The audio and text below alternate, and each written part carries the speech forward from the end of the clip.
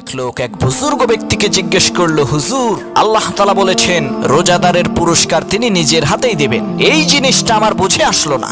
নামাজ, হজ, যাকাত, আল্লাহর রাস্তায় জিহাদ, আরো কত আমল আছে, সেগুলোর সওয়াব আল্লাহ নিজের হাতে দেবেন না, শুধুমাত্র রোজার সওয়াব নিজের হাতে দেবেন কেন? তখন সেই বুজুর্গ বলল, তাহলে শোনো, ধরো এক ব্যক্তি নামাজ পড়ে না, কিন্তু সেই ব্যক্তি এমন একটা মজলিসে গিয়েছে যেখানে সবাই নামাজ পড়বে। তখন সেই বেনামাজি লোকটি নিজের সম্মান বাঁচানোর জন্য সবার সাথেই নামাজ আদায় করে। আবার লোকেরা ইলেকশনে ভোট বেশি পাওয়ার জন্য দান খয়রাত করে, হজ করে, গরিব মানুষকে যাকাত দেয়। লোকে তাকে বীর বলবে, এই জন্য জিহাদ করে। কিন্তু মানুষকে খুশি করার জন্য সুবেহ সাদেক থেকে নিয়ে সূর্যাস্ত পর্যন্ত কোনো পাগলেও না খেয়ে থাকবে না। তাই যে ব্যক্তি রোজা রাখবে সে শুধুমাত্র আল্লাহ তাআলাকে খুশি করার জন্যই রোজা রাখবে।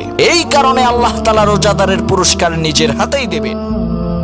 এক সুন্দরী মেয়েকে রাস্তা দিয়ে হেঁটে যেতে দেখে এক ছেলে সেই মেয়েটির পিছু পিছু হাঁটতে লাগলো। সেই মেয়েটির ছেলেটিকে বলল, ভাই, আপনি আমার পেছনে পেছনে হাঁটছেন কেন? ছেলেটি বলল, হে অপরূপা সুন্দরী, আমি তোমাকে এক নজর দেখেই তোমার প্রেমে পড়ে গেছি। তোমার মতো এত সুন্দরী মেয়ে আমি কোনোদিন দেখিনি, আমি তোমাকে বিয়ে করতে চাই। সেই সুন্দরী মেয়েটি ছেলেটিকে বলল, তুমি বলো কি? আমার চাইতে সুন্দরী মেয়ে তুমি কখনোই দেখোনি? তুমি পেছনের দিকে চেয়ে দেখো, ওই যে দূরে যে মেয়েটিকে দেখা যাচ্ছে, সে আমার বোন, সে আমার চাইতে অনেক সুন্দরী। এই কথা শোনা মাত্রই ছেলেটি মেয়েটিকে রেখে পেছনের দিকে দৌড় দিল দূরে থাকা ওই মেয়েটির বোনকে দেখার জন্য। কিন্তু পেছনে যেয়ে দেখে একজন বুড়া মহিলা হেঁটে আসছে। ছেলেটি তখন ফিরে এসে সেই মেয়েকে বলল, তুমি আমাকে মিথ্যা কথা বললে কেন? তখন মেয়েটি বলল, তুমিও তো আমাকে মিথ্যা কথাই বলেছো। তুমি যদি আমাকে ভালোই বাসতে তাহলে আমার বোনকে দেখার জন্য তুমি পেছনের দিকে দৌড় দিলে কেন? এক দরবেশের সাথে এক ডাক্তার কথা বলছিলেন। এমন সময় একজন লোক এক গ্লাস পানি নিয়ে এসে দরবেশকে বলল, হুজুর, আমার মেয়ের পেটে ব্যথা, আপনি দোয়া পড়ে এই পানিতে ফু দিয়ে দেন। এই পানি পান করে যাতে আমার মেয়ের পেটের ব্যথা ভালো হয়ে যায়। সেই দরবেশ পানিতে ফু দিয়ে দিলেন, লোকটি চলে গেল। সেই ডাক্তার দরবেশকে বলল, হুজুর, আমরা না হয় বিভিন্ন গাছগাছড়ার নির্যাসে ঔষধ তৈরি করে রোগীদেরকে খাওয়াই, রোগীরা সুস্থ হয়, কিন্তু আপনি যে ফু দিলেন, এই ফুর মধ্যে আছেটা কি? এই কথা বলা মাত্রই দরবেশ সেই ডাক্তারকে বলল, চুপ কর বেদব।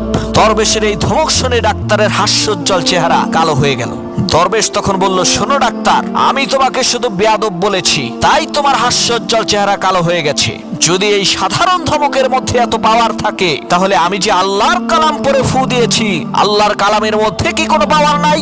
সেই ডাক্তার তখন বুঝতে পারলো, অবশ্যই কথার মধ্যেও পাওয়ার আছে, কথার মধ্যেও শক্তি আছে।